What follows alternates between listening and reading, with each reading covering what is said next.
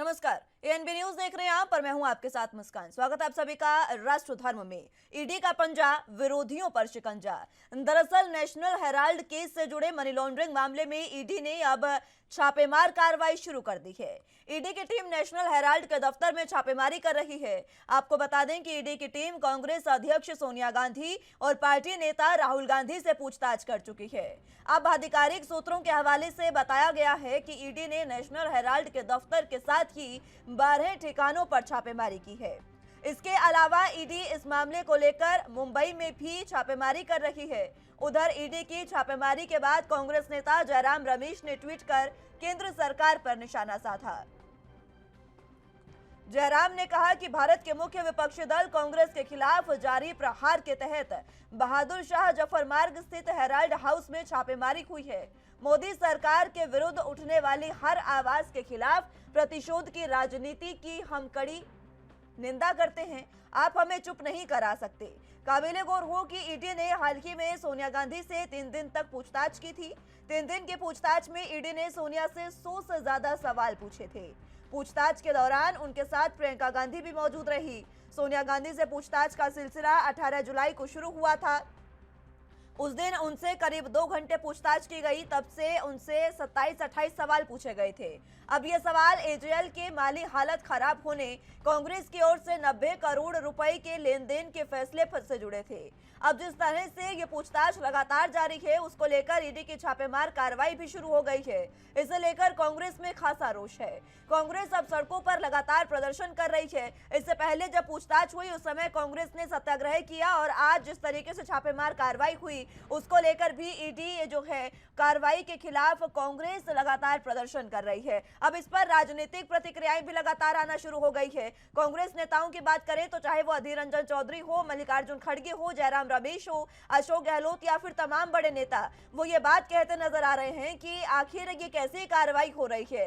साफ तौर पर कांग्रेस नेताओं का कहना है कि नेशनल हेराल्ड केस में पहले पूछताछ तक बात ठीक थी, लेकिन अब जिस तरीके से छापेमारी हो रही है, ये विपक्षी आवाज को दबाने की कोशिश है और इसे बर्दाश्त नहीं किया जाएगा। विपक्षी आवाज जो दबाएगा उसके खिलाफ इसी तरीके का प्रदर्शन होगा। दूसरी ओर अगर बीजेपी की बात करें तो वो साफ कह रही है बीजेपी की किसी भी तरीके से जो आरोप ईडी के दुरुपयोग के लगाए जा रहे हैं वो निराधार है, वो आरोप बेबुनियाद है, क्योंकि ईडी एक स्वतंत्र एजेंसी है, वो अपना कार्य कर रही है। और जिस तरीके से लगातार ये छापेमार कार्रवाई हो रही है, सिर्फ नेशनल हेराल्ड केस में ही नहीं, पूरे जो छापेमार कार्रवाई हो रही है उसको लेकर लगातार विपक्ष जो है वो अब विरोध प्रदर्शन कर रहा है।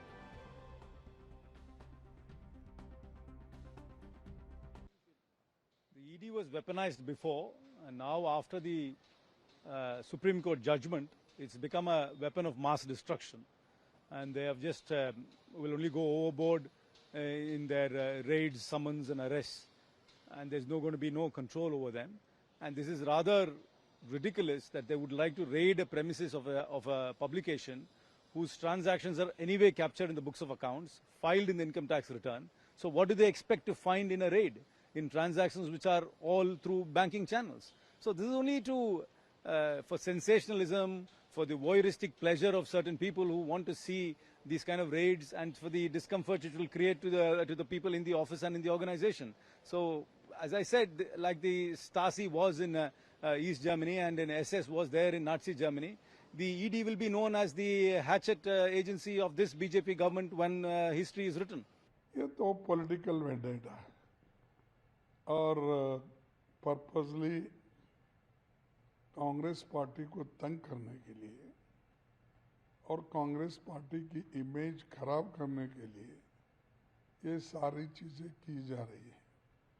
और ऐसा करना डेमोक्रेसी में ठीक नहीं है। और डेमोक्रेसी को अगर आप अस्तित्व में रखना चाहते हैं, क्योंकि देश डेमोक्रेसी और संविधान को स्वीकार किया है और संविधान के मुताबिक हम अपोजिशन पार्टियों को ऐसा डरा धमका के या उस पार्टी के जो पेपर जिस पेपर ने इस देश के आज़ादी की लड़ाई में लड़ी है नेशनल हेराल्ड हो, कौमी आवाज़ हो, नवजीवन हो, ये सारे पेपर्स उस वक्त शुरू किए थे, प्रॉफिट मेकिंग नहीं थे। ये 1938 में शुरू हुए सो पेपर है। आज भी वो प्रॉफिट मेकिंग नहीं है, लेकिन ऐसा उस पेपर को ख़त्म करने के लिए, वाइस को ख़त्म करने के लिए, अगर नेशनल हेराल्ड दफ्तर में हर जगह छापे मारकर इस ढंग से अगर आप अपोजिशन को दबाना चाहते हैं तो शायद कांग्रेस पार्टी ऐसी चीज़ें बर्दाश्त नहीं करेंगे। ठीक है, जो वो कर रहे हैं उसका मुकाबला हम करेंगे, लड़ेंगे, डरेंगे नहीं। जो होता है होने दो, लेकिन ऐसा politics of vendetta, her opposition party के लोगों को तंग करना, और आप देख रहे हैं रिसेंटली जितने भी रेड्स हो गए या जितने भी ईडी के छापे गिरे हैं वो पूरे पॉलिटिशियंस के ऊपर है, खास करके नॉन बीजेपी। बीजेपी के कौन से लोगों के ऊपर हुआ है, और जिनके ऊपर पहले छापे गिरे थे, जिनके ऊपर केस हो गए थे, वो लोग तो पवित्र हो गए, क्योंकि गंगा में डुबकी मार के अगर कोई बाहर निकलता है वो पवित्र बन जाता है। सरकार की जो नियत वो हम सबके लिए मालूम है, नियत भी साफ है कि किसी तरह विपक्ष के जितने लोग हैं सबको ऊपर झूठी कार्रवाई किया जाए, फंसाया जाए, दहशतगर्द के माहौल पैदा किया जाए। नहीं तो देखिए DHFL 34,000 करोड़ खा गई हमारे, मेहुल चौकसी से लेकर नीरव मोदी से लेकर, एक दो नहीं हजारों हजारों करोड़ रुपया खाए गए। ये सरकार की इसमें कोई चिंता है? ये सरकार कभी इन लोगों को पकड़ के, ये सरकार की खजाना मतलब हिंदुस्तान के आम लोगों की खजाना जिस ढंग से लूटा गए, वो पैसा वापस लाने के लिए कोई भी कोशिश किए हैं? ये सरकार की नापाक इरादे हैं। कांग्रेस पार्टी ना हम कोई भी इसको परवाह नहीं करती, इसलिए कि इस नापाक इरादा के बारे में हमें सबको जानकारी है और हम जानते हैं इसको निपटने की तरीका। हजारों करोड़ की संपत्ति को कैसे हड़प लिया जाए, इसका सबसे बड़ा उदाहरण नेशनल हेराल्ड घोटाला है, और वो किसी और नहीं, सोनिया गांधी जी, राहुल गांधी जी उसकी जांच में घिरे हैं, जमानत पर बाहर हैं, लेकिन जांच से भागना चाहते हैं। अब देश के सामने सवाल ये खड़ा होता है,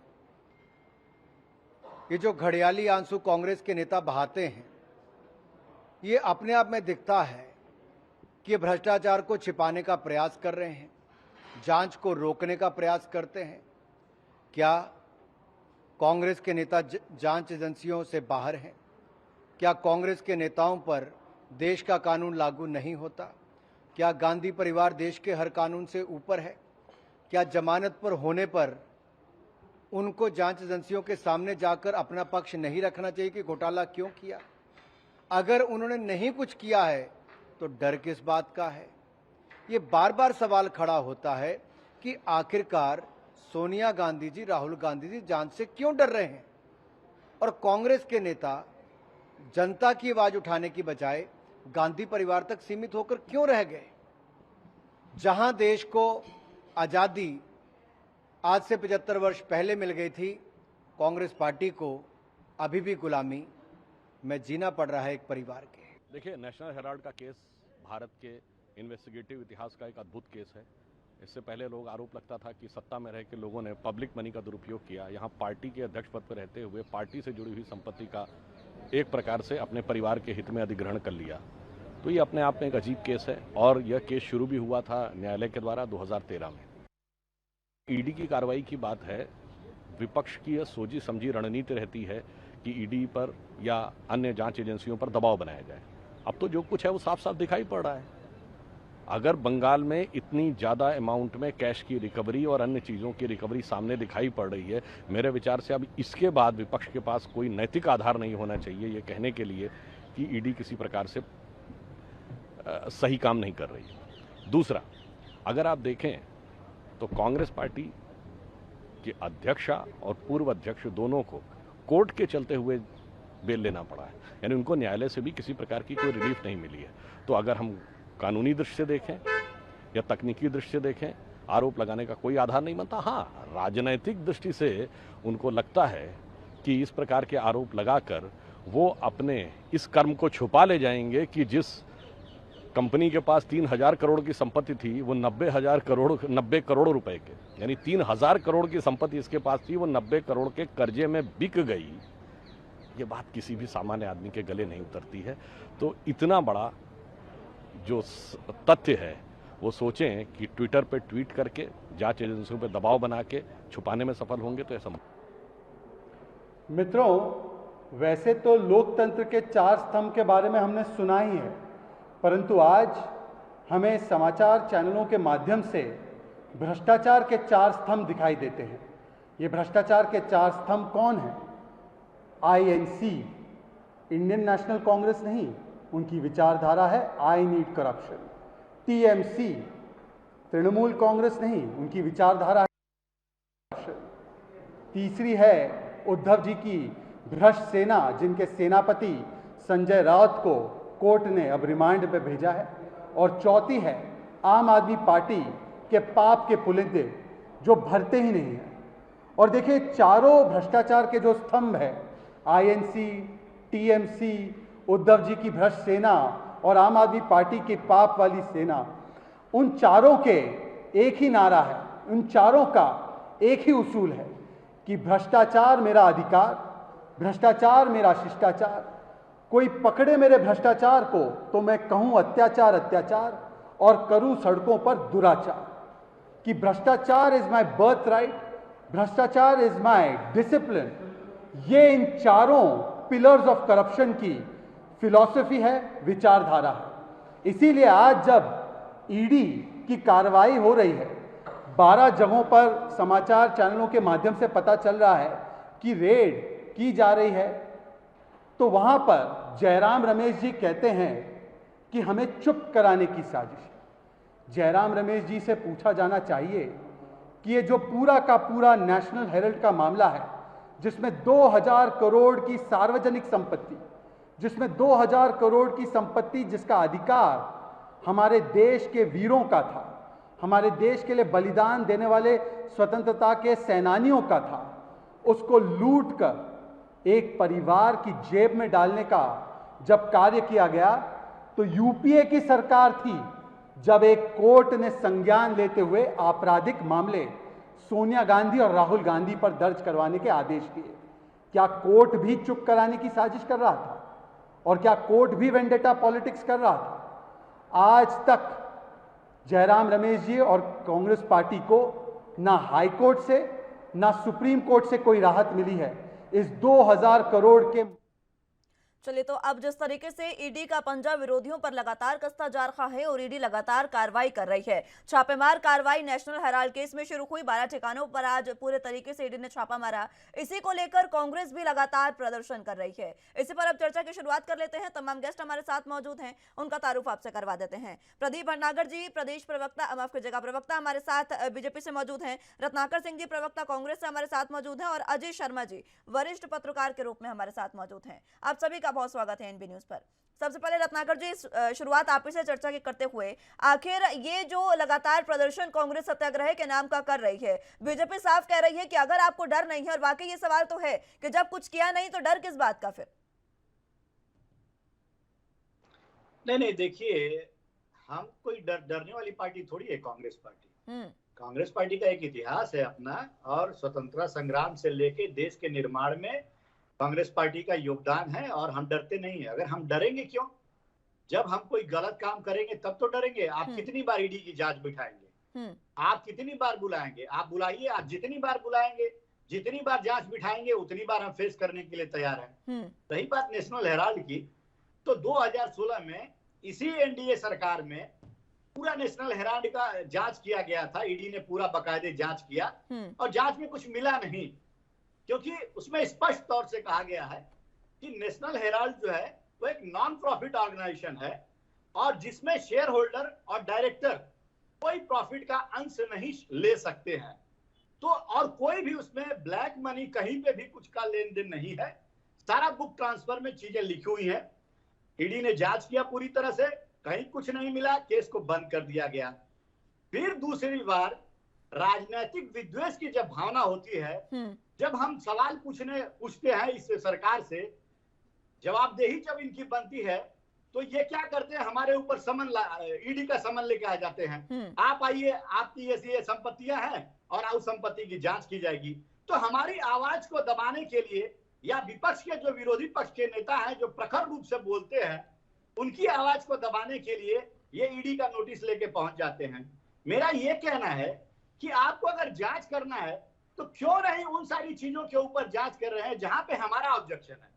आप बता दीजिए, आप बीजेपी के कितने सांसदों, कितने नेताओं के ऊपर आप ईडी की जांच चल रही है।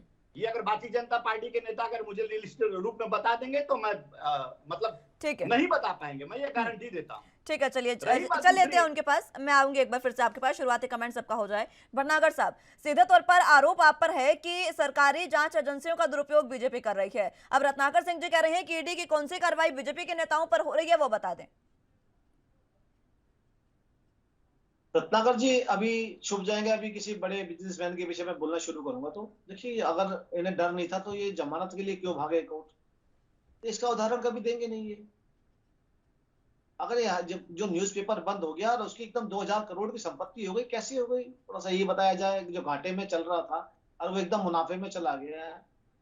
और अगर ईडी ने बुलाया भी था और पूछताछ करी भी 3-4 दिन तक, तो ये आप घेराव करके क्या दिखा रहे थे दिल्ली के अंदर कि आप क्या जनता को डरा रहे थे या ईडी को डराना चाहते थे। कितनी शर्म की बात है कि जो कानूनी कार्रवाई में चल रहे हो, जो जमानत पे हो, उनको बचाने के लिए प्रदेश के मुख्यमंत्री आते हैं रोड पे उतर के। उस जनता से पूछिए जिन्होंने मुख्यमंत्री बना, उन पे क्या बीतती होगी कि मुजरिम को बचाने के लिए एक मुख्यमंत्री जा रहे हैं रोड पे। बहुत बड़ी चीज है। चीज के बारे क्या देख रहा नहीं लोगों को, किस तरह पैसा निकल रहा है राजनेताओं के पास से। क्या जनता की कोई आवाज सुनी, क्या जनता का कोई विरोध सुना कि कांग्रेस पे जुल्म हो रहा है, कांग्रेस को फंसाया जा रहा है? क्या हमारे किसी देश की जनता ने विरोध करा हो या कोई सामने निकल के? मगर कौन विरोध कर रहे? केवल कांग्रेस के नेता, उनके मुख्यमंत्री, मंत्री जो रहे, जो उनके गांधी पिट्ठू हैं। और ये चीज देखिए, आप जनता बताइएगा, जनता पूरा साथ दे रही है क्या? कोई रोड पे किसी प्रदेश में जनता ने प्रदर्शन करा? और पूरे इलेक्ट्रॉनिक मीडिया में, मल्टीमीडिया में, सब में इस समय कितनी मजाक उड़ रही है गांधी परिवार की, कांग्रेस की, ये सबको दिख रहा है। और एक बहुत छोटा सा उदाहरण दे रहा हूं आज मैं। एक छोटा सा एक स्लोगन आया मेरे पास कि राहुल जी मम्मी जी से, सोनिया जी से कह रहे हैं, मम्मी अब तुम्हें पूछताछ के बुलाया है, अब मैं धरने में बैठ जाऊंगा, जब मुझे धरने बुलाया जाएगा तो आप धरने में बैठ जाना। ये एक कांग्रेस की दशा हो चुकी है। तो इन चीजों से बचना चाहिए। अगर कानून पे आप विश्वास करते हैं या आपने कुछ करा ही नहीं तो डरना किस चीज का? ठीक है, किस चीज का प्रदर्शन करना चाहते हैं आप? ठीक है भटनागर साहब। अजय शर्मा जी, फिलहाल जिस तरीके से ये पूरा मामला चल रहा है, एजेएल कंपनी जिसको लेकर फ्रॉड का मामला अब सामने आया, बार बार ये बात सामने आ रही है, ये नेशनल हेराल्ड केस इतना लंबा यहाँ तक सामने आ गया है, अब इसमें ईडी की जांच हो रही है और कांग्रेस लगातार विरोध प्रदर्शन इसका कर रही है। पूरे मसले पर आपकी क्या राय? जैसा कि बताया गया अभी कि ये एक संवैधानिक प्रक्रिया है और इस पर जांच चल रही है। पहले भी हुई थी, बीच में मामला बंद हो गया। लेकिन जिस तरीके से अभी हमने इस मामले को देखा है, इस नेशनल हेराल्ड का जो राजनीतिकरण हो गया, जब ये राजनीतिकरण हो गया और इसको जोड़ के देखा गया महाराष्ट्र से, वहां पर भी संजय राउत की गिरफ्तारी हो जाती है या इस तरह की चीजें बनती है। फिर बंगाल चले गए, बंगाल में भी हो गया, पार्थ चटर्जी और अर्पिता के मामला जिस तरह से निकल के सामने आया। हेमंत सरकार में भी यही हुआ, 3 उनके पकड़े गए। यानी कि कुल मिलाकर ये पूरा तरीके से एक इसका राजनीतिकरण हो गया। और देश की जो जनता है वो थोड़ी बेवकूफ नहीं है कि ना समझे कि आखिरकार हो क्या रहा है। तो सब दिखाई दे रहा है। आप कितने भी कार्टून बनाइए, कितने भी मजाक बनाइए, कितनी खिल्ली आइए दूसरे की, आप लोग आपस में कितनी दूसरे के ऊपर जो है आरोपों की कीचड़ उठा लिए, लेकिन देश की जनता समझ रही है, जान रही है हो क्या रहा है। और ये जो है वक्त आने में पता चलेगा।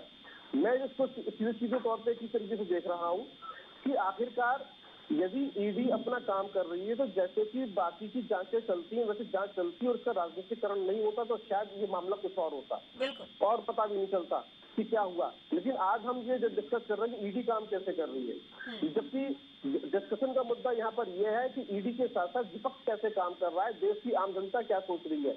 अभी तक यहाँ पर सिर्फ ये हो रहा है कि बीजेपी ये सोच रही है, बीजेपी ऐसे कह रही है, प्रवक्ता ऐसे दूसरे का मखौल उड़ा रहे हैं टीवी डिबेट के अंदर, लेकिन देश की जनता उस मखौल को देखकर समझ रही है कि आखिरकार करना क्या है। कभी कभी अति उत्साह या जरूरत से ज्यादा ओवर कॉन्फिडेंस नुकसानदेह होता है, ये नुकसानदेह होगा। और ये भारतीय राजनीति के लिए एक ऐसा समय है जहां पर भारतीय राजनीति करवट ले रही है और देख रही है कि किस तरह से चीजों को इस्तेमाल किया जाता है और वो किस तरीके से चीजें बदल जाती है। तो ये आने वाले समय में बहुत एक अलग तरह का असर डालेगा और इसका फायदा देखिए, आप देखें अभी पहले ये कहा जाता था कि विपक्ष एकजुट नहीं है, विपक्ष अलग अलग तरह एक तरफ भाग रहा है, लेकिन अब मैं जो देख रहा हूँ कि विपक्ष धीरे धीरे एकजुट हो रहा है। यदि विपक्ष एकजुट होता है तो आने वाले समय में बहुत अलग तरह की पिक्चर देखने के लिए मिलेगी। 6 तारीख को उपराष्ट्रपति का चुनाव होना है और सुनने में आया है कि ममता बनर्जी बंगाल की मुख्यमंत्री दिल्ली होंगी कुछ दिनों के लिए और वो कुछ ऐसे लोगों से मुलाकात करेंगी, ये भी है।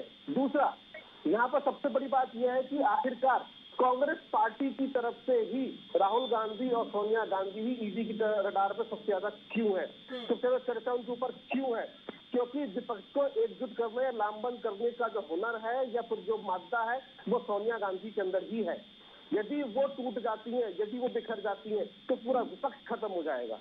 बिल्कुल ठीक है अजय शर्मा जी, मैं फौरन लौटूंगी एक बार फिर से आप सभी के पास चर्चा की शुरुआत करेंगे। फिलहाल वक्त एक छोटे से ब्रेक का है, फौरन हाजिर होंगे। ब्रेक के बाद एक बार फिर से स्वागत है आप सभी का। ईडी का पंजा, विरोधियों पर शिकंजा, इसी पर चर्चा की शुरुआत एक बार फिर से कर लेते हैं। तमाम गेस्ट हमारे साथ मौजूद हैं। अजय शर्मा जी, आप कुछ कह रहे थे, एक छोटा सा सवाल, मेरा छोटा सा कमेंट आपसे चाहूंगी। इस समय जिस तरीके से आपने खुद बताया और जग जाहिर है कि उपराष्ट्रपति के चुनाव नजदीक है, उसके बाद 2024 भी दूर नहीं है क्योंकि बीजेपी ने और तमाम पार्टियों ने तैयारियां शुरू कर दी है और ऐसे समय में कई राज्यों के विधानसभा चुनाव भी हैं। ऐसे समय में ईडी का इस तरीके से सक्रिय होना और सभी विरोधी पार्टियों पर इस तरीके का शिकंजा कसना, क्या ये वही बीजेपी का ऑपरेशन लोटस तो नहीं? देखिए, अगर हम इसको कहें कि अप्रत्यक्ष रूप से तो यही समझ में आता है, क्योंकि आप देखें दिल्ली के अंदर चाहे बंगाल हो चाहे दिल्ली हो और महाराष्ट्र में भी 3 राज्य ऐसे हैं जहां पर जो नंबर 2 की पोजीशन पर लोग बैठे हुए थे उनका अटैक हुआ है, उन पर ईडी का शिकंजा है। चाहे संजय राउत हो, पार्थ चटर्जी हो, मनीष सिसोदिया भी इसके बारे में कहा जा रहा है, सत्येंद्र जैन तो ऑलरेडी पहले से जेल में है। तो ये जो स्थितियां हैं ये बता रही हैं कि देखिए, अभी शब्द इस्तेमाल हुआ मुजरिम होने में और आरोपित होने में बड़ा अंतर है। आप सड़क पर जा रहे हैं और पुलिस इंस्पेक्टर कहता है भाई साहब कागज दिखाओ, मुझे डाउट है आपके पास जो गाड़ी है वो चोरी की है, तो आप कहते हैं ठीक है साहब देख लीजिए, मेरे पास लाइसेंस भी है, मेरे पास में एनओसी भी है, मेरे पास में जो है पोल्यूशन का भी है, मेरे पास में इंश्योरेंस भी है, सब कुछ है। इसके बावजूद कहता है ठीक है तुमने हेलमेट नहीं पहन रखा था, तुम गलत आदमी है। नहीं साहब हेलमेट मेरा अच्छा है। यानी कि वहां पर हम ये समझते हैं तंग होने वाली बात, आदमी इरिटेट होता, तंग होता है। तो यहाँ पर हम जो समझ पा रहे हैं कि सारी चीजें तंग होने वाली कैटेगरी में आती है। तभी मैंने कहा यदि कानूनी प्रक्रिया है तो अपने ढंग से काम करें और देश के सामने सारी चीजें सार्वजनिक हो जाए। जो भी व्यक्ति आरोपित होगा वो जेल चला जाएगा। लेकिन अभी जिस तरीके से हिमाचल में चुनाव है, गुजरात में चुनाव है, फिर जम्मू कश्मीर में चुनाव है, उसके हम साउथ में चले जाए, तेलंगाना में चुनाव है, छत्तीसगढ़ में भी चुनाव है और 2024 में महाराष्ट्र और झारखंड का भी चुनाव है। यानी कि लगातार चुनाव ही चुनाव है और चुनाव के अंदर इन सब चीजों का असर पड़ेगा। तभी मैंने कहा कि कभी कभी अति उत्साह जो आपको ले डूबता है। ठीक है, तो जनता समझ रही है, जनता अंदर उबल रही है, देख रही हो क्या रहा है ये, ठीक है, ये इसका गलत मैसेज जा रहा है। ठीक है अजय जी, मैं फौरन लौटूंगी आपके पास एक बार फिर से। भटनागर साहब, हालांकि रत्नाकर सिंह जी ने आपसे सवाल पूछा था, आपने उसका जवाब नहीं दिया, मैं फिर से उसी सवाल के साथ आपके पास आ रही हूँ। वो पूछ रहे हैं कि आप फटाफट से ये बता दें कि आपके कितने ऐसे मंत्री, नेता, विधायक हैं जिन पर ऐसे मामले चल रहे हैं, और उसके बाद अजय शर्मा जी के बात का भी जवाब। देखो मैं बता देता हूँ। देखिए, अगर आपको बीजेपी की अगर कोई लिस्ट है नेताओं की या मंत्रीगणों की और भारतीय जनता पार्टी लगता है कि सरकार अन्याय कर रही है और उनको बचा रही है, तो कोर्ट किस लिए है? जाइए ना कोर्ट, क्यों नहीं जाते आप? कोर्ट का दरवाजा खटखटाइए, कहिए कि भाई ये जो भारतीय जनता पार्टी सरकार बैठी है ये कांग्रेस को परेशान कर रही है, उनके नेता गठों को जेल भेज रही है, और इनके जो नेता हैं ये ब्लैकलिस्ट हैं और इन पे इतना पैसा या इन्होंने इतना गबन कर रखा है, और उन पे केस करिए।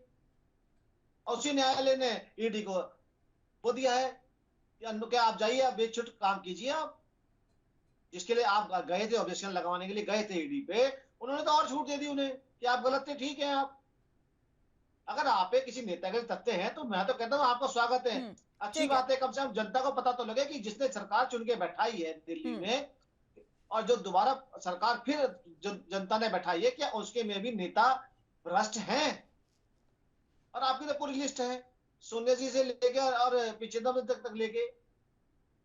ठीक है रत्नाकर सिंह जी, वो तो आपकी लिस्ट बता रहे हैं, अपनी लिस्ट नहीं बताई उन्होंने, और वो कह रहे हैं कि अगर आपके पास लिस्ट है तो आप जाइए कोर्ट में। विपक्ष नहीं है क्या? बिल्कुल बिल्कुल। अगर सारे के सारे नेता, अगर आप कहते हैं विपक्ष की बात करते हैं, आपने बड़ी अच्छी बात की, बहुत अच्छी, बिल्कुल बहुत अच्छी बात की। तो थोड़ा सा आपको ये भी बताना चाहिए कि 5300 ऊपर मामले दर्ज हुए थे मनमोहन सिंह जी की सरकार के अंदर, और 123 पे एफआईआर भी हुई, मगर 00 लगा रहा कि किस पे कार्रवाई नहीं हुई। थोड़ा उसका भी जवाब दे दीजिए। इतने सारे एफआईआर हुई थी, ईडी ने कंप्लेंट दर्ज करी, तो उन पे कार्रवाई क्यों नहीं हुई? इतने लंबे टाइम बचा के क्यों रखा? आज 3900 से ऊपर ईडी ने दर्ज करके 64,000 करोड़ ज्यादा जब्त कर रखा है। थोड़ा वो भी सफाई देनी चाहिए ना आपको। आप अगर विशेषज्ञ बैठे हैं तो आपको यही बताना चाहिए कि मनमोहन सिंह सरकार में कितनों पे हुई, क्या कोयला घोटाला के कहाँ चला गया, खत्म हो गया ना? क्या करा सरकार ने? इतनी सारी एफआईआर में फिर भी ईडी बेचारी खाली बैठी थी। अब तो ईडी को काम मिला है। तो बताइए, मैं आपकी बात बड़ी हो जाएगा, चलिए ईडी की कार्रवाई विपक्ष खत्म हो जाएगा, ईडी की कार्रवाई में खत्म हो जाएगा। और सर मैं तो आपकी बात को ठीक है भटनागर जी एक बार सुन लीजिए, कुछ कह रहे हैं आज।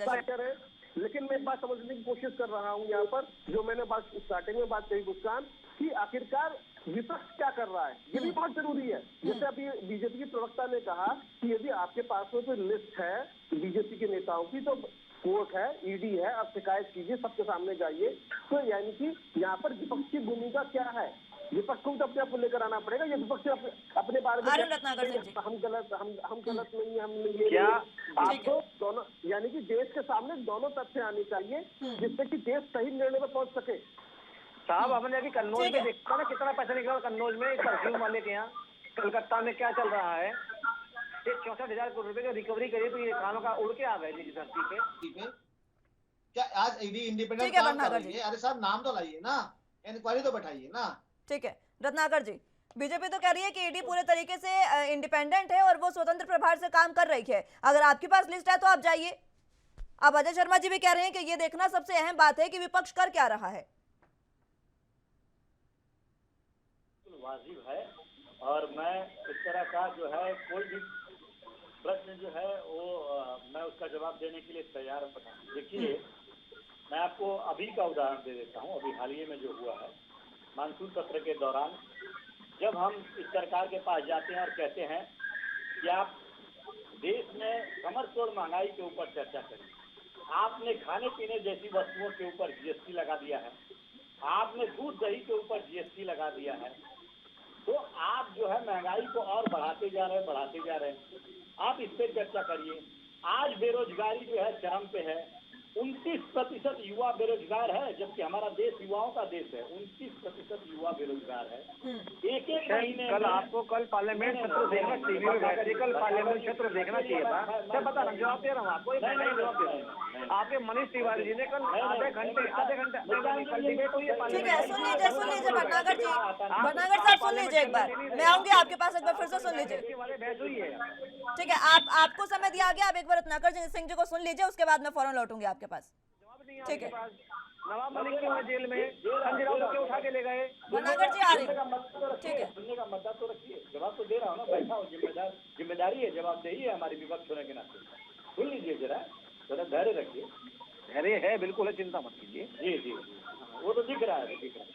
देखिए मुस्कान जी, जब हम इस तानाशाही सरकार से जब प्रश्न करना शुरू करते हैं तो ये तानाशाही सरकार हमें जो है सड़क पे भी नहीं बोलने देती है और सदन में भी नहीं बोलने देती है।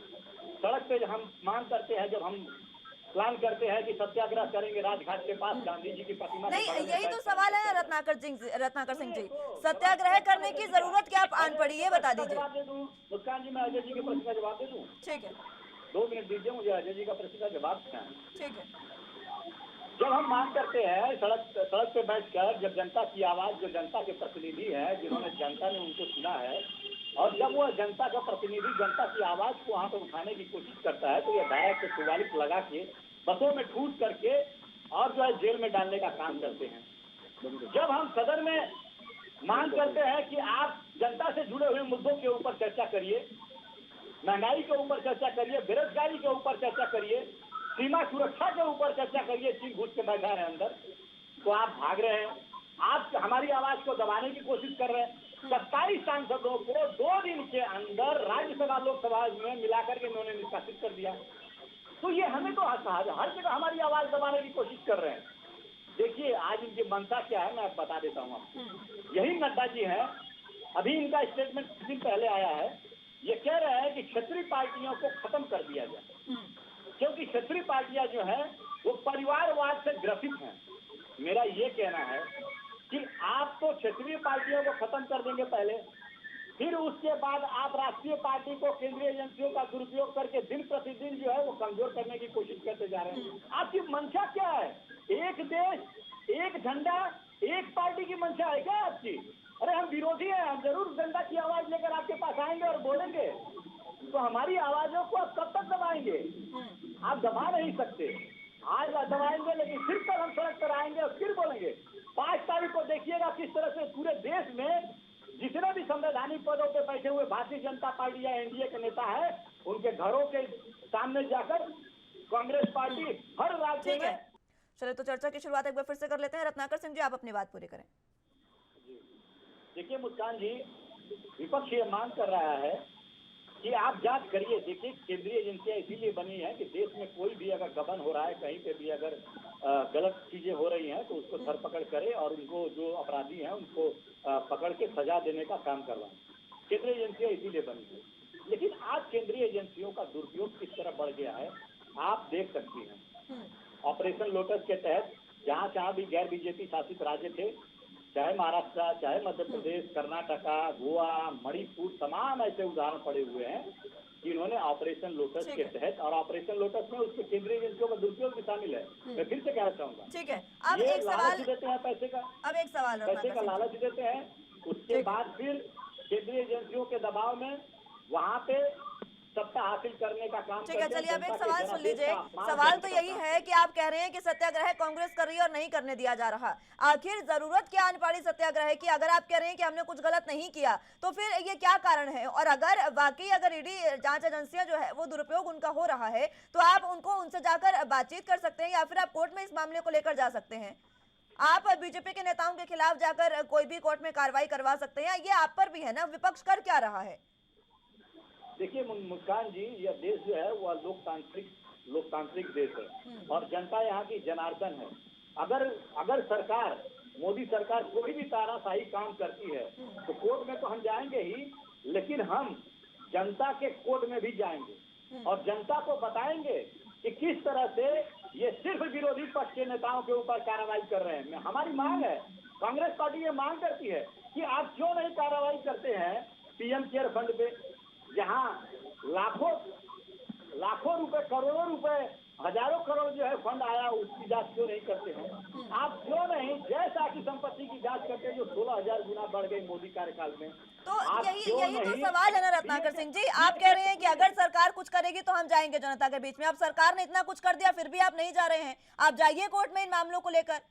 देखिए अभी कल ही विपक्ष की एक नेता प्रियंका चतुर्वेदी ने राज्यसभा में मांग किया है कि वह केंद्रीय एजेंसियों के दुरुपयोग के बारे में चर्चा करें। तो हम मांग कर रहे हैं, ये सरकार चर्चा करने के लिए तैयार है क्या? ठीक है रत्नाकर सिंह जी, फोन लौटूंगे एक बार फिर से आपके पास। ठीक है अजय शर्मा जी, मैं आ रही हूँ रत्नाकर सिंह जी। अजय शर्मा जी, रत्नाकर सिंह जी कह रहे हैं कि अगर सरकार ऐसा कुछ भी करती है तो हम जाएंगे। उसके बाद उन्होंने पीएम केयर फंड का भी गिनवा दिया। लेकिन अगर ये काम हो रहे हैं तो जब सदन में जो विपक्षी हैं उनकी सांसद जब एक कच्चा बैंगन खा सकती हैं, वो बातचीत करने की मांग कर सकती हैं, तो आखिर कोर्ट में क्यों नहीं जा रहे हैं इसके खिलाफ? देखिए वही चीज है, मैं आपको बताऊं, इसका मैंने कहा ना, इसका राजनीतिकरण हो गया इसका। अब इसका पॉलिटिकली कितना बेनिफिट मिल सकता है या कितना माइलेज मिल सकता है उसकी कोशिश है, और जनता का कितना रुझान इसकी तरफ जाएगा। जैसे उन्होंने कहा जनता की अदालत में भी हम जा रहे हैं, कोर्ट में भी हमारी बहस चल रही है, हम पक्ष रख रहे हैं। इसके साथ साथ जनता के बीचों भी हम चले गए हैं, क्योंकि एक मैसेज विपक्ष देने की कोशिश कर रहा है कि उनकी आवाज को दबाया जा रहा है, घोटा जा रहा है, और डेमोक्रेसी के लिए ये ठीक नहीं है। बहुत बड़ी बात कही उन्होंने कि क्या एक पार्टी, एक विधान, एक देश, एक झंडा रह जाएगा क्या? ये अपने आप में इस पूरी डिबेट की सबसे बड़ा सेंटेंस है विपक्ष की तरफ से, ये है। और मुझे जो लग रहा है, जैसे कि अभी सुब्रमण्यम स्वामी ने जो है मुकदमा दर्ज कराया, जांच बैठाई, सब कुछ हुआ। आपके पास भी ऐसे लोग होने चाहिए जो चाहे जैसा की बात करें या किसी दूसरे भी व्यक्ति की बात करें, आप उसको मुकदमा दर्ज कराइए, जांच बैठाइए, मांग कीजिए। आपके पास मीडिया ट्रायल है, मीडिया में जैसे यहाँ बैठकर आप कह रहे हैं कि साहब हमने मुकदमा दर्ज कराने की कोशिश की, हमने पेपर्स दिए, लेकिन वो एक्सेप्ट नहीं कर रहे हैं। आप डेमोक्रेटिक कंट्री में है, मीडिया आपके पास में है, बहुत सारे संसाधन आपके पास में मौजूद है, तो आपको वहां पर भी जाना पड़ेगा। लेकिन सवाल यहाँ पर वही है फिर से कि आखिरकार इससे बेनिफिट होने वाला क्या है? अभी जैसे आप दूध की बात कर रहे हैं तो ठीक है साहब, अरे दूध पी के करोगे क्या? वैसे ये इतने सब कुछ बच्चे दूध पी के करेंगे क्या? जीएसटी का दूध पिएंगे बच्चे क्या? मत पिलाइए बच्चों को जीएसटी का दूध, मत आटा खिलाइए। वैसे लोग उतने मोटे हो रहे हैं, दवाइयाँ खाते हैं गैस की और क्या नाम है मोटापा कम करने की। तो ये तो चर्चा निरर्थक हो गई। अब तो चर्चा सिर्फ इस बात पर, रोटी की बात मत कर, दूध की बात मत कर, दूसरी चीजों की बात मत कर, ये देख ईडी ने किसको कहाँ पकड़ा और कितना पैसा पकड़ा गया। इसलिए रोजगार मत मांग, ईडी ने देख क्या पकड़ा। तो देश, इसलिए मैंने कहा देश उबल रहा है अंदर ही अंदर, और ये बहुत ज्यादा एक्सेस हो गया है। आप देश की नब्ज से बाहर चले गए। अब आप जब चीजें तब तक अच्छी लगती हैं जब तक देश के आम आदमी को लगता है कि उसकी हित की बात हो रही है, उसका फ्यूचर सिक्योर दिखाई देता है। लेकिन जब उसको दिखाई देता है कि जब वो दूध का पैकेट खरीदने जाता है वो महंगा है, आटा महंगा है, दाल चावल महंगा है, और उसके बाद नौकरी नहीं है, नौकरी है तो वो जो है तनख्वाह मिलती नहीं है, अपॉइंटमेंट लेटर मिलता नहीं है, वो एक क्रिमिनल केस बनता नहीं है, जिसकी वजह से तो ये इस पे सरकार काम करे ना आम जनता के लिए। वहां से आप अलग हटकर तो सिर्फ ईडी में उलझे हुए हैं। यानी कि क्या स्थिति है? अभी हमने रशिया और यूक्रेन का युद्ध देखा, क्या हालात बदल गए। अब चाइना और ताइवान आमने सामने, क्या हालात बदल सकते हैं, उससे निपटने की अपनी क्या तैयारी है? देश को भरोसे में लेकर आइए, बताइए यहाँ पर कि हाँ हमारी ये तैयारी है, और इस तरह के अगर साइड इफेक्ट पड़ेंगे तो हम उससे निपटने के लिए तैयार है। ये बहुत जरूरी मुद्दे हैं, इस पर बात होनी चाहिए। देश इसी पे बात करना चाहता है, यही जानना चाहता है।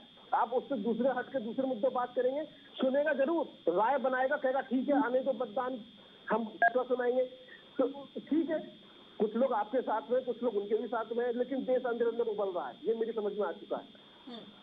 ठीक है, देश तो वाकई उबल रहा है और लगातार अलग अलग तरीके से देखिए प्रदर्शन तो नहीं हो रहे हैं देश में अब इसको लेकर, लेकिन चुनावों में जवाब दे रहे हैं। लेकिन सवाल एक ये भी है ना अजय सिंह जी, अजय शर्मा जी, कि जब वाकई देश में बीजेपी के खिलाफ इतना प्रदर्शन है, इतना रोष है, उसके बावजूद भी जब चुनाव होते हैं तो उस समय ये रोष क्यों नहीं दिखता? देखिए सर, रीजन है, मैं बहुत छोटी सी बात कहूँ कि अभी तक विपक्ष के पास में कोई भी ऐसा बड़ा चेहरा नहीं है, नेता नहीं है, जो अमित शाह या देश के प्रधानमंत्री नरेंद्र मोदी के सामने खड़ा हो सके। अभी इनके पास में एक बहादुर नेता तो है, जिसको मैं शुरू से कहता हूँ, वो बहुत ही बहादुर है, ब्रेव है, बोल्ड है, जो बहुत ही मुखर होकर अपनी बात रखते हैं, वो राहुल गांधी। शुरू से मैं देख रहा हूँ वो बहुत मुखरता के साथ अपनी बात रखते हैं। यदि इतनी मुखरता, लेकिन वो उस हाइट को नहीं छू पा रहे जिस हाइट पर नरेंद्र मोदी जी खड़े हैं, वो जगह नहीं पहुंच पा रहे।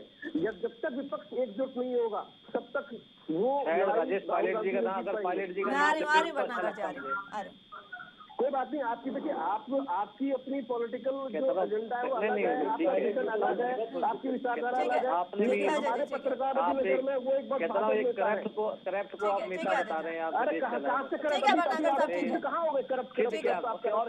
जनता देख रही है। अरे कहाँ जनता आप तो उनके वकील बन के बैठे हुए, ऐसा लग रहा है। मैं वकील नहीं बना हूँ, मैं देश की बात कर रहा हूँ, आम जनता। मैं आपको जवाब दे देता हूँ, मैं बता देता हूँ। भटनागर साहब, ये तो खैर आदत से हो गई है। ये मत कहिए कि कौन किसका वकील है, हर कोई अपना स्वतंत्र विचार यहाँ पर रखता है और सबको हक है स्वतंत्र विचार रखने का। ठीक है भटनागर साहब, एक मिनट, मुस्कान जी मैं बताता हूँ, क्या इराक युद्ध देखा आपने? अफगानिस्तान युद्ध देखा आपने? अभी ताजा यूक्रेन युद्ध भी देखा आपने, जो डरा रहे हैं बैठा के आप जनता को कि अगर ताइवान अगर चीन युद्ध होता है तो आप क्यों डरा रहे हैं देश को?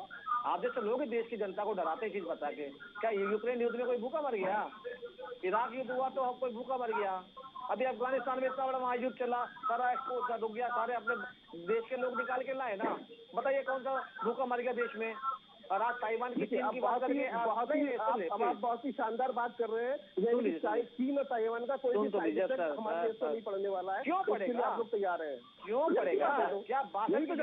पता है आपको जब चाइना से युद्ध हुआ था, जब चाइना से युद्ध हुआ तो पूरा युद्ध पे रहते हैं, ठीक है। हमारे देश में बहुत विपक्ष और पक्ष के बीच में युद्ध हो रहा है, उसी पर रह लेते हैं।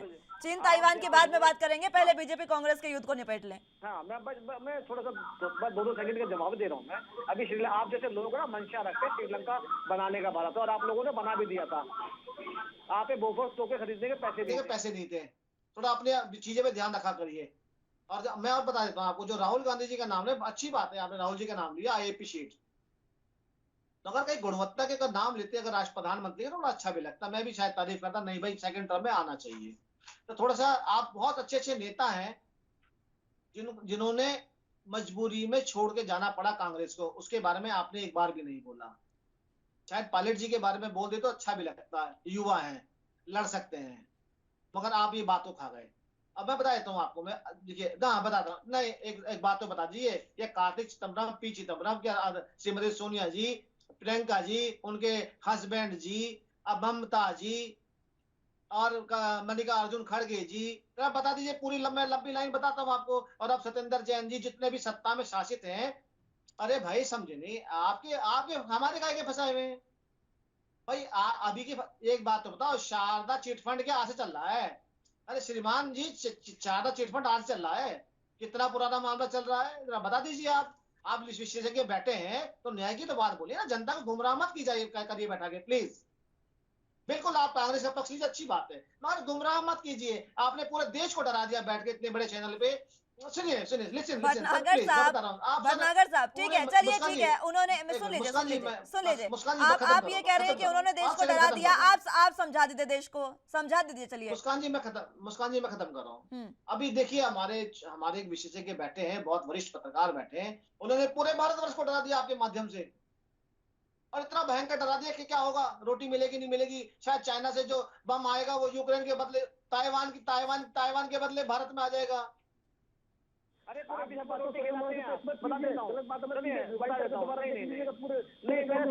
तरह सुना आपको मैं। ठीक है, मुद्दे पर वापस आइए। आप पूरे विश्व को दवाई खिलाते हैं, आप वो पावर हैं, और आप वो भी पावर हो जो पूरे विश्व को आपने अनाज भी दिया है। आप वो पावर हो जब कोरोना पहला आया था, पूरे दुनिया की मदद करी आप लोगों ने। आप अपनी तुलना कहाँ करते हो? आज आप वो पावर है पूरे देश के अंदर, पूरे भारतवर्ष में कोने कोने में। आज हाईवे है, कहीं भी चले जाओ अपनी कार से, आप कहाँ अपनी गिनती करते हो? आज आप अगर देखें ना, आप जैसे विपक्ष में बैठे लोग ना डराते हैं पूरे भारतवर्ष को, ओहो भारत श्रीलंका बन रहा है, पाकिस्तान बन रहा है, ताइवान बन रहा है, ये सब नहीं चलेगा। आप लोगों करप्शन और करप्ट के चक्कर में भारत पीछे मुड़ के देखता है। ठीक है भटनागर साहब, आप मुद्दे पर वापस आ जाइए और एक बार फिर से बता दीजिए ना, आपने राहुल गांधी का नाम जैसे ही लिया, अजय शर्मा जी ने बहुत जोर से माथे पर हाथ फेरा आपने, और आपके जो रिएक्शन है उससे साफ जाहिर हो गया कि आप संतुष्ट नहीं है उनकी बातों से। नहीं, मैं बता देता हूँ, देखिए अगर शायद पीवी नरसिम्हा जी होते तो अच्छा भी लगता, उनका नाम आता तो, और वरिष्ठ जो लोग थे उनका नाम भी आता तो अच्छा भी लगता। जो लोग अध्यक्ष पद का एक ही घर में पर्ची डाल के खेल रहे हैं, अध्यक्ष में अध्यक्ष तू, ईडी तू जाएगा ईडी में, उन लोगों से आप क्या सोचते हैं? आप उनसे मेरे परिवार की बात ही नहीं कर रहा। ठीक है, रत्नाकर सिंह जी भी कुछ कहना चाह रहे हैं, मैं उनको लौटूंगी अजय शर्मा जी आपके पास। भटनागर साहब जल्दी से खत्म करिए, रत्नाकर सिंह जी के पास में फिर से जाऊंगी। आगे रत्नाकर जी सुनिए, आदरणीय मनमोहन सिंह जी देश के प्रधानमंत्री थे और मेरे प्रधानमंत्री थे, उन्होंने देश को बाखूबी बहुत अच्छा चलाया, मगर वो जो एक अफसोसजनक बात, जो एक मोहरा बन के केवल वो कुर्सी पे तो बैठे रहे, सरकार कोई और चला, थोड़ा वहां दर्द रहा। अगर मनमोहन सिंह जी खुद अगर सरकार चलाते होते तो शायद सरकार हम लोग बहुत ऊपर जाते होते और देश की गिनती विश्व में होती है हमारी। मगर अफसोस की कि उन लोगों को पुतली की तरह आदरणीय मनमोहन सिंह जी को यूज करा। उसमें आप लोग कोई नहीं बोलते। आज घोटाले खुल रहे हैं पुराने। अगर मनमोहन सिंह जी के टाइम में जितने कंप्लेंट दर्ज हुई थी ईडी के पास, अगर वो ओपन हो चुकी होती, उन पे काम कर चुके होते, शायद नीरव मोदी नहीं भागता, चाहे वो जो जितने भगोड़े भागे एक नहीं भागता। तो आप वापस क्यों नहीं लेकर आ रहे हैं उन्हें? आप हाँ, जब कांग्रेस पर कार्रवाई कर सकते हैं तो वापस क्यों नहीं लेकर आ रहे हैं? मैं मीडिया के माध्यम से बता रहा हूं कि मीडिया ने कई बार भगोड़ों को विदेश में, ब्रिटिश में दिखाया है, और हमारे देश के वकील वहां पे कानून जो उनके हैं लाने के लिए लड़ रहे हैं। कितने लंबे समय से लड़ रहे हैं भटनागर साहब? मैं रत्नाकर सिंह जी, कितने लंबे समय से लड़ रहे हैं आप भारत में? सुनिए, आप भारत में मंत्रियों के घर से इतना पैसा निकाल सकते हैं, तो आखिर आप उनको वापस क्यों नहीं लेकर आ सकते? इतना कितना लंबा समय हो गया है? बिल्कुल बिल्कुल बिल्कुल, आपने बड़ा अच्छा सवाल करा, और आपकी प्रतिक्रिया है वहां के जो हमारे वकील लड़ रहे हैं उनकी दिखाते हैं, और सारी कोर्ट की चीजें भी दिखाते हैं जो चल रही है वहां पे। ये तो आपसे छुपी नहीं है। जो ट्रायल चल रहा है उसका क्या भारत नहीं कर रहा है उसको लाने के लिए इंडिया? आए तो सही, पोल तो खुलेगी कांग्रेसी, कम से कम पता लगे किसने भगाया किसने नहीं भगाया। जिनकी आड़ में छुपते हैं कांग्रेसी। रत्नाकर सिंह जी, फिर से बात घुमाकर कांग्रेस पर ले आए हैं भटनागर साहब। जी, ये भटनागर जी का ही हाल नहीं है, ये सारे भारतीय जनता पार्टी के प्रवक्ताओं का आजकल यही है। जब इनसे हम पूछते हैं कि आपने देश के लिए क्या किया, आपने जनता के लिए क्या किया, तो ये विश्वगुरी का ढिढोरा तो पूछिए बताते हैं, बोलिए क्या क्या बताएं, बताइए क्या क्या बताएं। पूछ लीजिएगा, बता दूंगा। बोल तो लेने दीजिए, मैं चुप था, आप बोल तो लेने दीजिए। यही तो नहीं, आप देश के लिए क्या क्या क्या पूछ लीजिए, बता दूंगा। बस हो गया, बोलना शुरू करूं? मैं बोलूं? अगर आपकी अनुमति हो तो मैं अपनी बातों को रखूं। नहीं बिल्कुल बोले साहब, बिल्कुल बोले। हाँ, कृपा करके थोड़ा सा बातें सुनने का भी जरा हौसला रखिए। देखिए, ये इनकी गलती नहीं है, भारतीय जनता पार्टी के सारे लोग आज यही कर रहे हैं। जब हम पूछते हैं कि आपने देश में महंगाई इतनी क्यों बढ़ गई, देश में बेरोजगारी इतनी क्यों बढ़ गई, सीमा सुरक्षा से आप समझौता क्यों कर रहे हैं, आप देश के किसानों की आय जो है दोगुना करने का वादा किए तो आधी कैसे हो गई। आज हम पूछ रहे हैं कि आज जो परिस्थितियां देश की है, वह जो हिंदू और मुसलमान और देश में हिंसा का इतना माहौल जो बिगड़ गया है, ऐसी परिस्थितियां क्यों हो गई। तो ये इनके पास कोई जवाब नहीं रहता है, और ये सीधा से आरोप कांग्रेस के ऊपर लगा देते हैं। इनके नेता तो यहाँ तक कहते हैं, आज ही का आप मानसून सत्र में जयंत सिन्हा का आप बयान देख लीजिए, उन्होंने कहा है कि महंगाई तो देश में है ही नहीं। तो आज की परिस्थिति ऐसी है, एक तो निर्मला सीतारमण जी कहती हैं कि हमने जीएसटी नहीं लगाया है दूध और दही पे और अनाजों पे, ये तो जीएसटी काउंसिल का फैसला है। अरे भाई, सब कुछ जो है करते हो तुम कन्हैया, मेरा नाम हो रहा है, सब कुछ जब यही होना है तो फिर आप सरकार में क्यों बैठे हो? कहीं न कहीं महंगाई को कंट्रोल करने की जिम्मेदारी, महंगाई को, बेरोजगारी को कम करने की जिम्मेदारी तो सरकार की बनती है, वो आप कर नहीं पा रहे हैं। आप आरोप लगाना का आपकी राजनीति है। सुनिए, दूसरी बात एक छोटा सा कमेंट अजय जी से मैं लेना चाहूंगी, रत्नाकर सिंह जी, फिर आपके पास आऊंगी। आप ही की बात पे छोटा सा कमेंट अजय जी। देखिए, कांग्रेस के प्रवक्ता जो कह रहे हैं कि भाई जीएसटी नहीं लगाया, ऐसा कुछ है जो सत्ता पक्ष की तरफ से आया है, उसके ऊपर एक मेरा छोटा सा कमेंट है। फिल्म थ्री इडियट, उसमें था एक ऑल इज वेल, सब कुछ अच्छा है, सब कुछ बहुत बेहतरीन है, मान लो ये सब कुछ स्वीकार कर लो, ऑल इज वेल। इसलिए ऑल इज वेल, इसलिए महंगाई है ही नहीं, ऑल इज वेल, बेरोजगारी है ही नहीं, ऑल इज वेल, सब कुछ बहुत अच्छा है, कुछ नहीं होने वाला। तो ऑल इज वेल है, आप उसको खामखा में विरोध कर रहे हैं, गलत बात है। आपको हर बात पर विरोध नहीं करना चाहिए, क्यों खामखा विरोध कर रहे हैं? विरोध की राजनीति अच्छी राजनीति नहीं। जीएसटी काउंसिल के बारे में बताइएगा। हाँ, जीएसटी काउंसिल के बारे में बताइएगा प्लीज। दो मिनट। देखिए, आज क्या हो गया है, आज भारतीय जनता पार्टी अपनी नाकामियों को छुपाने के लिए गांधी परिवार के ऊपर हमलावर हो चुकी है, और वह जो है अगर 5-5 घंटे 6-6 घंटे एक दिन में कई दिनों तक पूछताछ करना और देश के लोगों के सामने एक परसेप्शन क्रिएट करना कि देखिए गांधी परिवार जो है वह कहीं न कहीं गबन किया है और उसके ऊपर पूछताछ हो रही है। जैसा कि भाई साहब कह रहे थे कि जमानत है। अरे भाई, आरोप लगाना और साबित करना ये दोनों अलग चीज है। आप जो है आरोप लगाकर देश को ये बताने की कोशिश कर रहे हैं कि आपने साबित कर दिया कि गांधी परिवार ने गबन किया है। तो ये परसेप्शन क्रिएट करने का काम जो है भारतीय जनता पार्टी कर रही है। मेरा प्रश्न ये है कि आप क्यों नहीं डीएचएफएल की इंक्वायरी कर रहे हैं, ईडी जांच बिठा रहे हैं, जहाँ पे 34,000 करोड़ का घोटाला हुआ है और 27.5 करोड़ चंदा दिए जो है वो भारतीय जनता पार्टी को दी है। तो आप उसका क्यों नहीं जांच कर रहे हैं भाई? चंदा तो आप खा रहे हैं और कंपनी पैसा लेकर डूब गई। आप क्यों नहीं अडानी के मुंद्रा पोर्ट की जांच कर रहे हैं, जहां तक पहली बार 21,000 करोड़ का ड्रग्स पाया जाता है, दूसरी बार 500 करोड़ का ड्रग्स पाया जाता है, तीसरी बार 375 करोड़ का ड्रग्स पाया जाता है। तो आप इनकी जांच करेंगे नहीं? आप जो है क्यों नहीं जांच कर रहे हैं महाविकास आघाड़ी सरकार की? जब भी महाविकास आघाड़ी सरकार के जब ये शिवसेना के सांसद से 40 सांसद जो गुवाहाटी में जाके बैठते हैं, वो होटल का लंबा चौड़ा बिल होता है, आप चार्टेड प्लेन से लेके जाते हैं, वो खर्चा कौन दिया, किसने किया, वो 50 करोड़ 100 करोड़ जो लेना देना हुआ उसकी जांच क्यों नहीं करते हैं? आप नहीं करेंगे, आपकी मंशा ही नहीं है। आप तो दुनिया को ये दिखाना चाहते हैं कि आप जो है विपक्ष को ऊपर कार्रवाई कर रहे हैं और धरपकड़ कर रहे हैं, और बीजेपी के सारे लोग वॉशिंग मशीन में धुले हुए हैं, गंगा जल से पवित्र किए हुए हैं। मैं एक उदाहरण दे देता हूँ। टीएमसी के नेता मुकुल राय, जब इनकी पार्टी, उनके ऊपर आरोप लगा था गबन का, जब इनकी पार्टी में जाते हैं तो उनको ये लोग धो पोछ के गंगा से पवित्र कर देते हैं, कोई जांच नहीं होती, बंद कर दी जाती है सारी जांचें।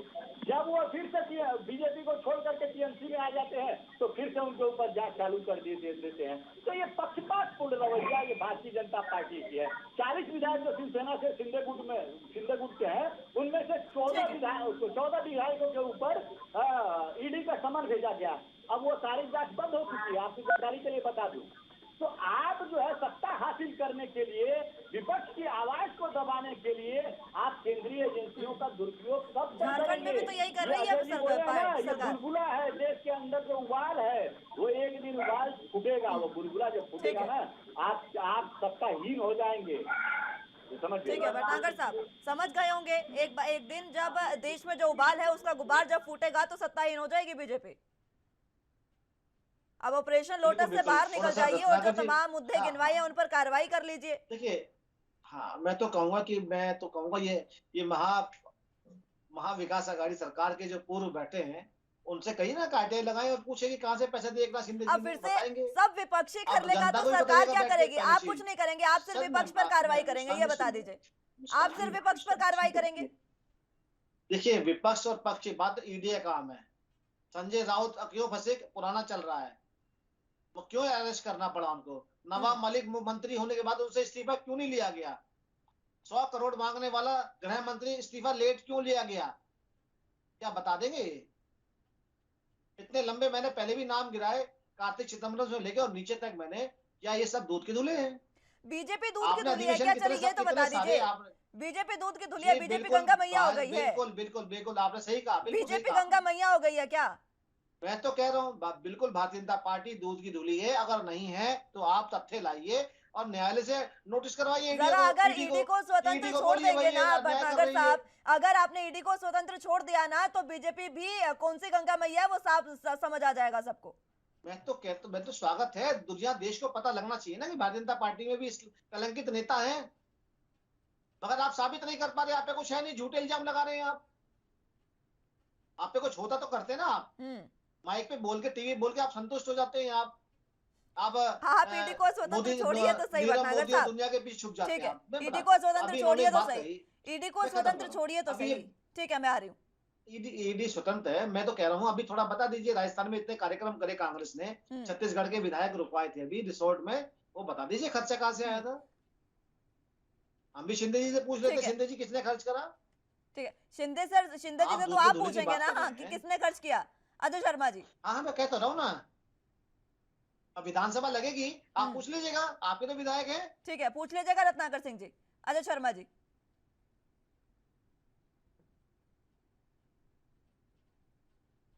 अजय जी, आवाज मिल पा रही है आपको? हाँ, आ रही है मेरे पास आवाज जी।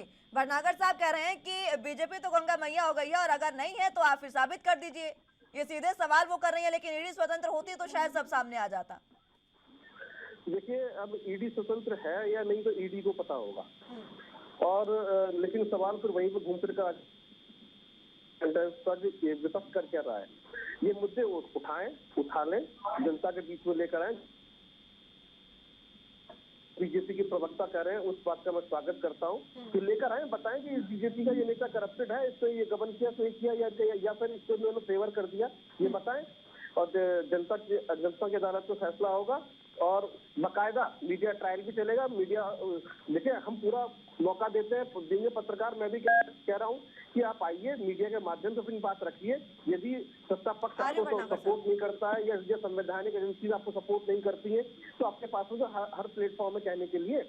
राजनीति के साथ साथ आपको उस सिस्टम में भी आना पड़ेगा जो जिस सिस्टम से देश चल रहा है, ये समझिए बात को। ठीक है भटनागर साहब, जल्दी से अपनी बात रखिएगा, उसके बाद रत्नाकर सिंह जी के पास में जाऊं। मैं तो देखिए, देश दुनिया हमें आपको देख रही है और लोकसभा राज्यसभा की पूरी दुनिया देखती है, लाइव देखती है। मैं तो आपके माध्यम से कहना चाहूंगा और विपक्ष को भी कहना चाहूंगा कि आप जो महंगाई को सवाल लेके, किसानों को लेके, दुनिया के सवाल लेके जाते हैं, जो आप वॉकआउट करते हैं वो करते बंद कर दीजिए।